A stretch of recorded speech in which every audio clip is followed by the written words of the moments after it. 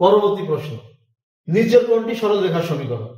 তো আমরা দেখতে পাচ্ছি যে x equal to y, x এর পাওয়ার 1, y এর পাওয়ার 1, অতএব এটা সরল রেখার সমীকরণ।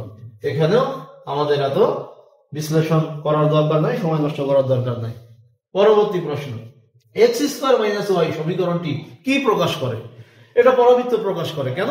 কারণ আমরা চার্ট থেকে দেখছি কিন্তু যে পরাবৃত্ত হওয়ার শর্তই হচ্ছে যে x এবং y যে কোনো একটার পাওয়ার 2 হলে আরেকটার পাওয়ার 1 হবে। চিহ্ন প্লাস বা মাইনাস কি থাকুক এটা আমাদের দেখার দরকার নেই। x এর পাওয়ার 2, y এর পাওয়ার 1, অতএব এটা পরাবৃত্ত প্রকাশ করে।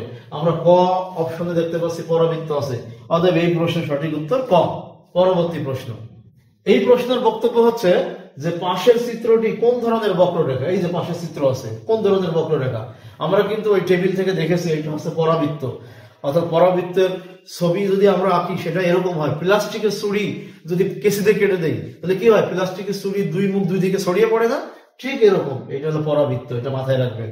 সুতরাং এটা একটা পরাবৃত্তের সমীকরণ, পরাবৃত্ত আছে ক অপশনে, অতএব সঠিক উত্তর ক। পরবর্তী প্রশ্ন, পাশের চিত্রটি কোন ধরনের বক্ররেখা?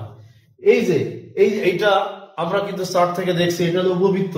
উপবৃত্ত চেনার উপায় হচ্ছে ছবি দেখে চিনবো, এর দুইটা অক্ষ, বৃত্ততে একটা ব্যাসার্ধ থাকে সব সমান, কিন্তু এইখানে কিন্তু দুইটা ব্যাসার্ধ থাকে, অর্থাৎ ব্যাস দুইটা। এইটাকে বলে মেজর আর ওই ছোটটাকে বলে মাইনর।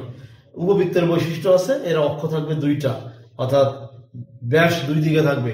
যেটা বড় সেটাকে বলে মেজর ডায়ামিটার, আর যেটা ছোট ওটাকে বলে মাইনর ডায়ামিটার। তাহলে এটা হচ্ছে উপবৃত্তের চিত্র, মনে রাখবেন। হ্যাঁ, এটা উপবৃত্ত। তাহলে উপবৃত্ত আছে কোথায়? ঘ অপশনে, অতএব এটা সঠিক উত্তর ঘ। পরবর্তী প্রশ্ন, এখানে বলছে যে x square 16x square plus 9y square equal to 144 সমীকরণটি কি প্রকাশ করে? এটা উপবৃত্ত প্রকাশ করে। কারণ আমরা জানি, আমি কিছুক্ষণ আগেই বলেছি ওই টেবিল বা চার্ট থেকে বলেছি যে x স্কয়ার আর y স্কয়ারের সহগ যদি অসমান হয় এবং মাঝখানে যদি প্লাস সাইন থাকে তাহলে এটা উপবৃত্ত, আর মাঝখানে যদি মাইনাস সাইন থাকতো তাহলে অধিবৃত্ত হতো। তাহলে যেহেতু x স্কয়ার y স্কয়ারের সহগ অসমান, অর্থাৎ x স্কয়ারের পরিমাণ আর y স্কয়ারের পরিমাণ অসমান, আবার মাঝখানে প্লাস সাইন আছে, এটা উপবৃত্ত প্রকাশ করে। সুতরাং আমরা উপবৃত্ত দেখতে পাচ্ছি ঘ অপশনে, অতএব এই প্রশ্নের সঠিক উত্তর ঘ। পরবর্তী প্রশ্ন, y equal to modulus of x সমীকরণটি কি প্রকাশ করে? পরম মান বোঝার চেষ্টা করার দরকার নাই, উত্তর দেওয়ার জন্য আমরা শুধু দেখবো x এর পাওয়ার 1, y এর পাওয়ার 1, যেহেতু সরল রেখার বৈশিষ্ট্যের সাথে মিলে যায়, অতএব এই প্রশ্নের উত্তর হবে গ, সরল রেখা। সুতরাং আমরা গ বৃত্তটা ভরাট করে দিলাম। পরবর্তী প্রশ্ন, খেয়াল করুন, 16x square minus 9y square equal to 144 সমীকরণটি কি প্রকাশ করে?